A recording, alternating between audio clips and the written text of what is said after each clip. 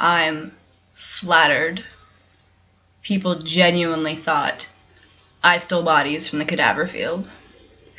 I was thinking about how I could have carried the bodies out. It's possible that I could have cut them up into smaller pieces to make it easier for me to smuggle them out in my backpack over several trips. That's awfully messy, though. I know about mess. Quote that, Skeeter. I'm certain the other gullible idiots around campus would enjoy more of your libel. You're becoming a good journalist, after all. Besides, if I were going to steal a body, or two, no one would find out about it. I'm not sure what's going on in the professor's personal life to spawn all of these impossible-to-answer prompts. I've never thought as hard about the meanings of life as I have in the past few weeks. It's enough to give me a headache. First, we had to pick apart love and hate. Now, we have to continue down the abstract train of thought, focusing on trust. Trust. Noun. Firm belief in the reliability, truth, ability, or strength of someone or something. Thank you, Howell. It's worth mentioning the definition because, like love and hate, there's a bland, generalized way of describing it. But in order to get a little deeper here, we have to keep asking questions, because there's different levels of trust, isn't there? And you can give trust to people, certainly, but you can also give trust to objects. It's an all-encompassing sort of feeling, because it's one thing to trust that a friend will be there for you through good times and bad, but suddenly you're stepping onto an elevator and you realize that you have to trust it to take you to a higher level of the building without killing you. Or you trust that the bridge you're driving or walking across won't suddenly fall when you're halfway across. When we listen to a weather reporter every morning, we trust what they have to say. There's a chance of rain today? Better wear rain boots and take an umbrella. And what happens if they're wrong and it doesn't rain? It doesn't really matter. Our opinions don't really change that much. We'll still get up the next morning and watch the weather again.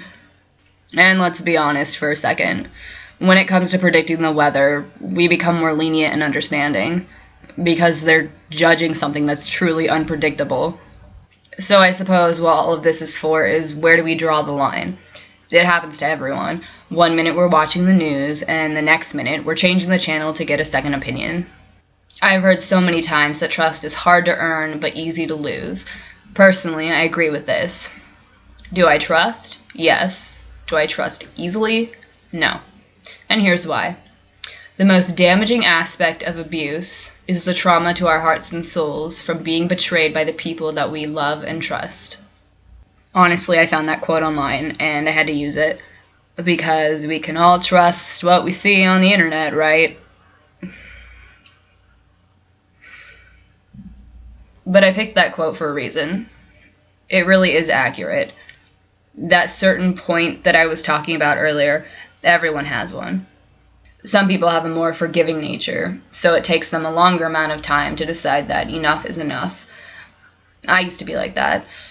I tried to do everything I could to make things different so that people would love me, or even like me. Here's the trouble with humans, though. It's just so easy to disappoint others, isn't it? Breaking promises, lying to someone, it all comes to a head, and then the victim just doesn't have the strength to keep going, to keep investing in something that is ultimately draining and worthless.